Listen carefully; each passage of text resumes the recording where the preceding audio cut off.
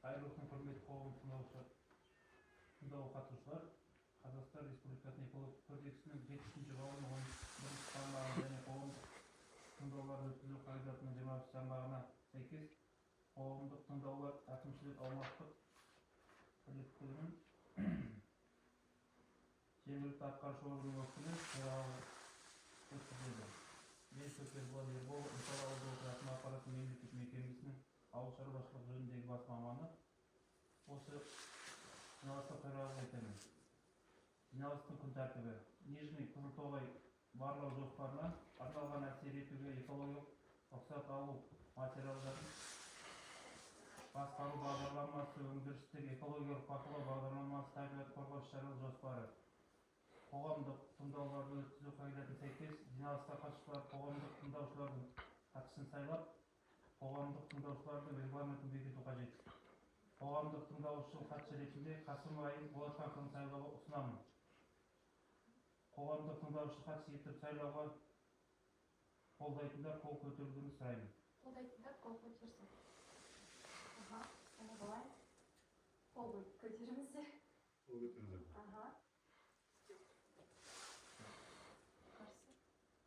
Қарсы қалған адамдар жоқ.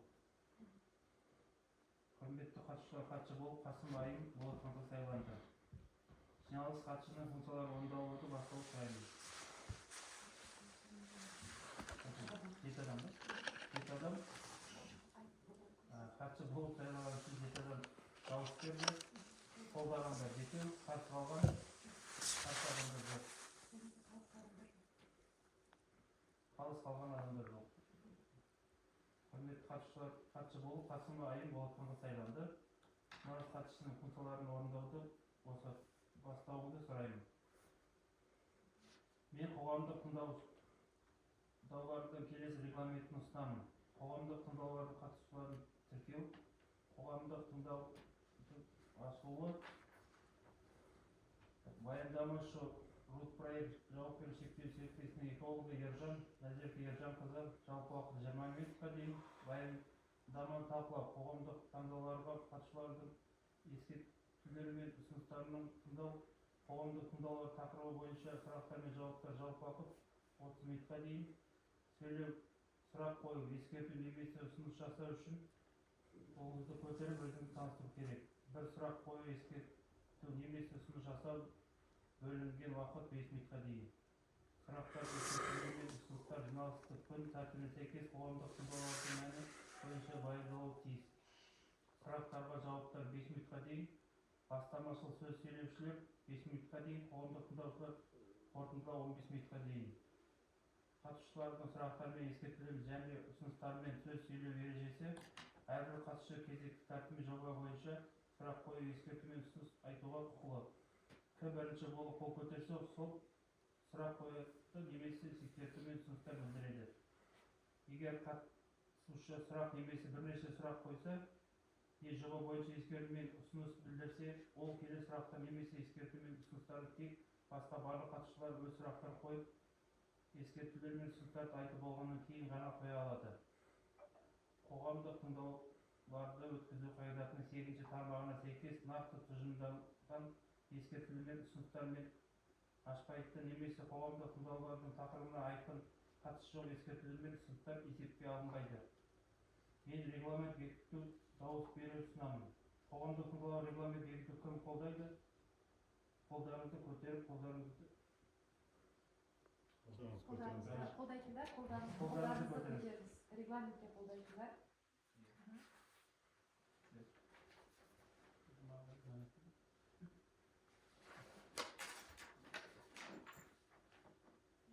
дауысқа сайлау жиналыс. Қолдарыңызды көтеріп, кім қарсы? Қарсы жоқ. Қалыс қалғандар? Қалыс қалғандар да жоқ.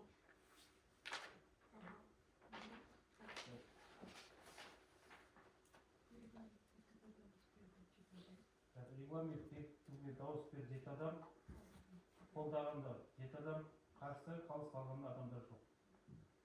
Жиналысқа қатысушылардың көпшілік дауысымен ұсынылған қоғамдық тыңдау регламент бекітілді.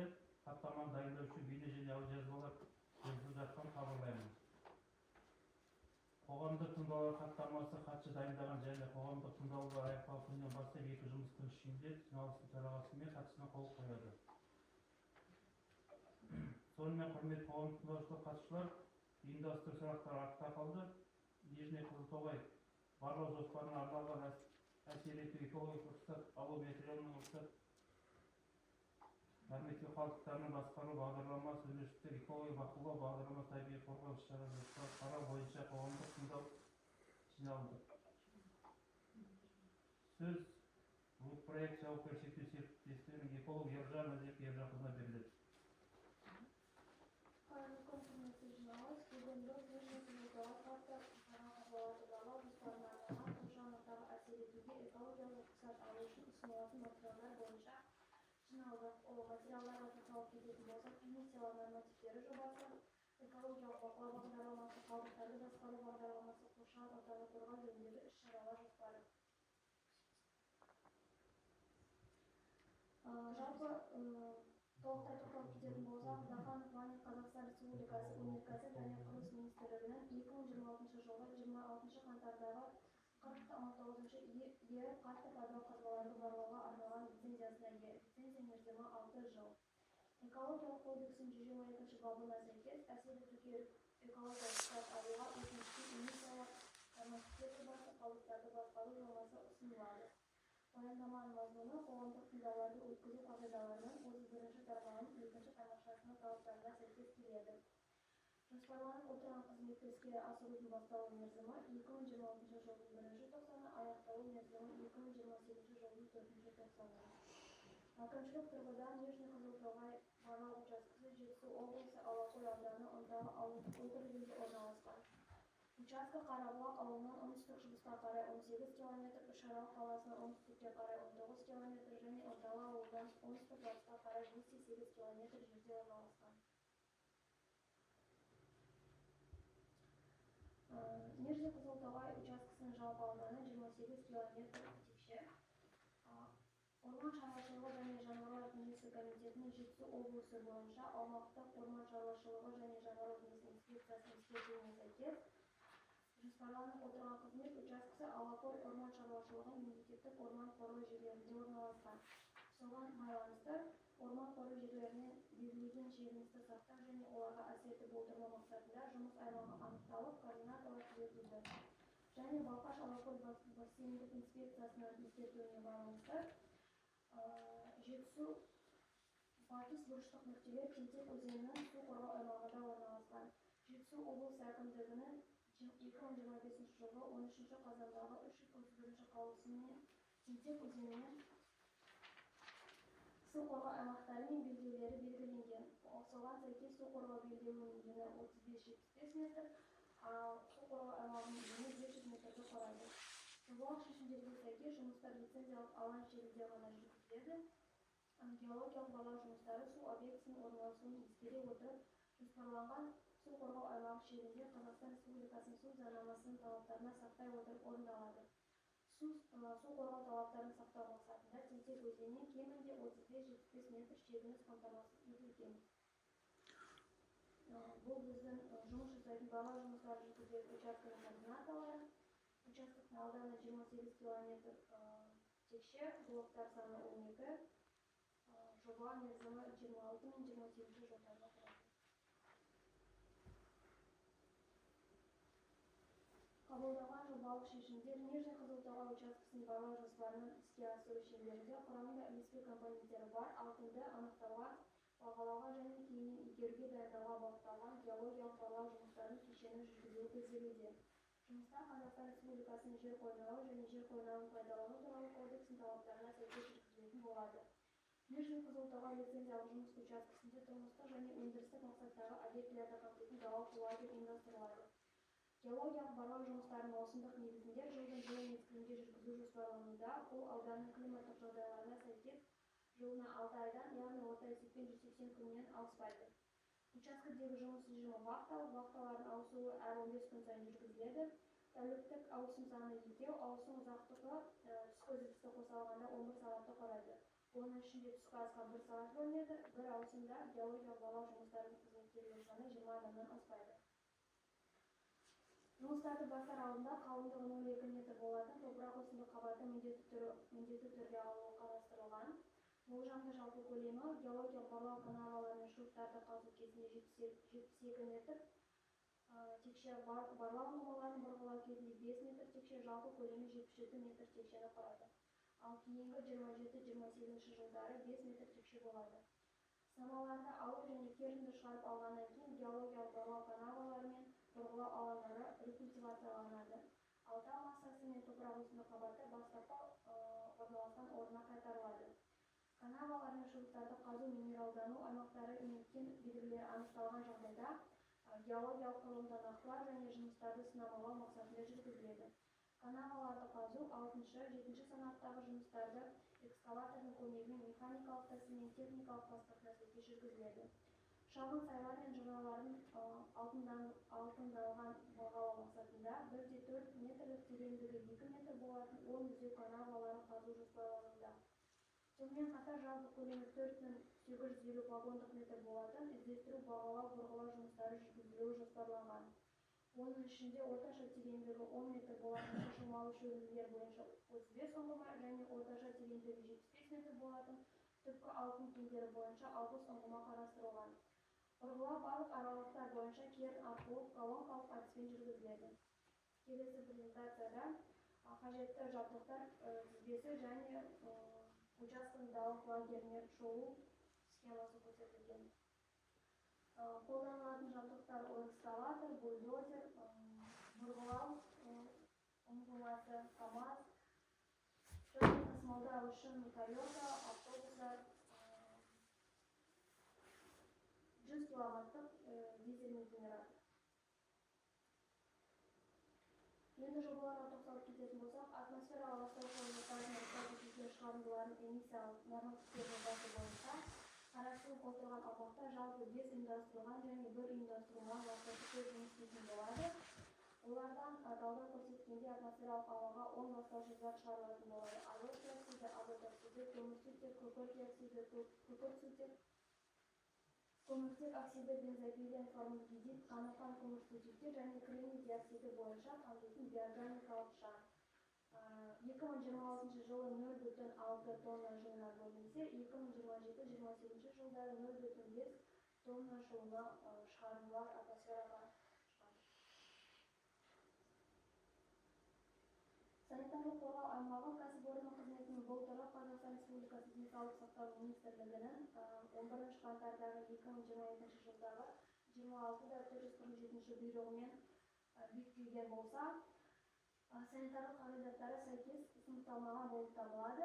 Дегенмен экологиялық кодексқа байланысты бұл екінші санаттағы қауіпсіздікке жатқандықтан кейін 500 метрлік санитарлық қорғау аймағы қарастырылған.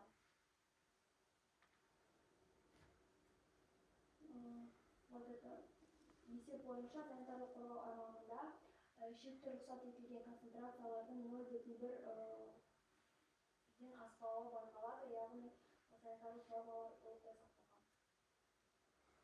Сумен жабдықтау және су бұру қызметкерлер саны 20 адам, яғни ауыз суды есептейтін болсақ, жылына 135 метр текше жылына су кетеді, а техникалық сумен жабдықтау үшін 2702,5 метр текше жылына су жұмсалатын болады.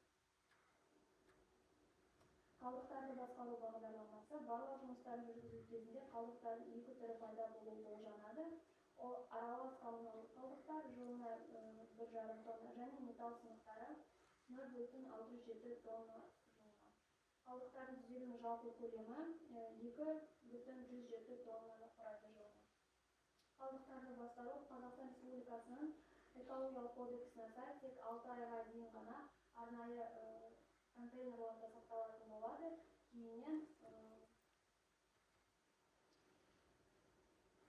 Кейіннен олар жойуға объектілерге берілетін болады. Өндірістік экологиялық бақылау бағдарламасы өндірістік ол атмосфералық ауаның ластауының негізгі көздеріне ауа сапасын бақылауды ұйымдастыру, өсімдіктер мен жануарлар дүниесіне әсерін бақылауды ұйымдастыру, кәсіпорын аумағындағы топырақ жамылғысын жай-күйін, сондай-ақ өндірістік және тұтыну қалдықтарын бақылауды ұйымдастыруды қарастырады. Өндірістік экологиялық бақылауды жүргізудің күшейтілетін нәтижелер, ол қоршаған ортаның компоненттерін жай-күйі туралы натуралдық бақылаулар негізінде сенімді ақпарат алу, жүргізіліп отырған шаруашылық қызметінің қоршаған ортаға әсерін бағалау, шаруашылық қызметтің ұзақ мерзімді салдарынан және қолайсыз жағдайларды болжау, қажет болған жағдайда әсерлерді азайтуға, жоюға бағытталған тиімді іс-шараларды әзірлеу.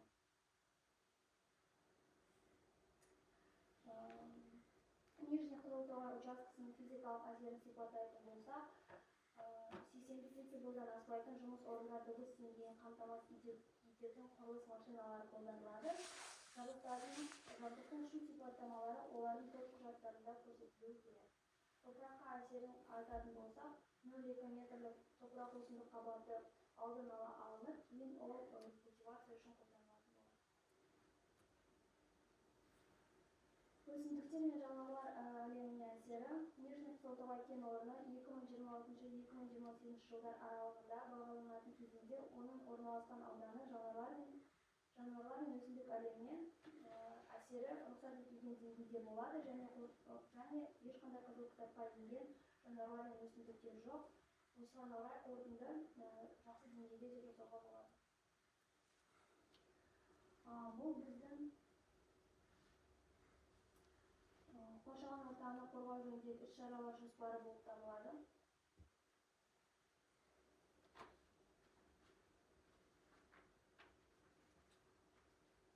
Қоршаған ортаны қорғау жөніндегі іс-шаралар жоспарының жобасы бойынша кодекстің 122 бабының талаптарына сәйкес екінші санаттағы объекті үшін қоршаған ортаға әсер етуге экологиялық рұқсат алу өтініші қосымша ретінде әзірленеді.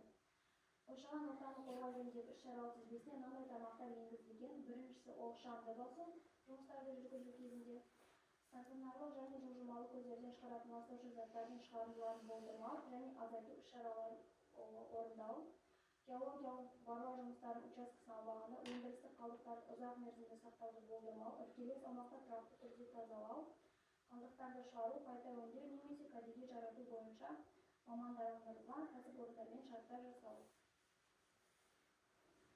Қорытындылай келе, халықтың денсаулығына теріс әсер етпейді, өйткені жүргізілетін есептеулер негізінде объектінің санитарлық қорғау шекарасында және одан тыс жерлерде атмосферадағы ластаушы заттардың шекті концентрацияларын асып кетуі рұқсат етілген нормалардан аспайды. Жоспарланған жұмыстарды жүргізу жақын маңдағы қоныстану аймағы Ынталы ауылынан 508 км қашықтықта орналасқан тұрғындардың әлеуметтік-тұрмыстық инфрақұрылымына жағымсыз жүктеме туғызбайды. Жоғарыда келтірілген ақпараттарды жобалық шешімдерді іске асыру қоршаған ортаға ластамауды болдырмайды. Доклад аяқталды. Әзірге Ержанқызы баяндамаңыз үшін рахмет. Енді осы оны талқылауға көшейік. Еске саламыз, сөз сөйлеу немесе сұрақ қою, ескерту немесе ұсыныс жасау үшін қолданысқа тұрып өздеріңіз таныстыру керек. Бір сұрақ қою, ескерту немесе ұсыныс жасау үшін 5 минутқа дейін.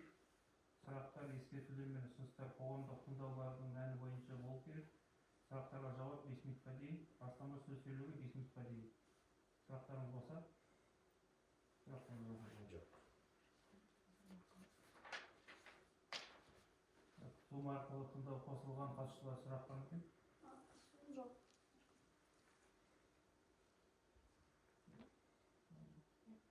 Сонымен барлық сұрақтар қойылды, оларға жауаптар алынды.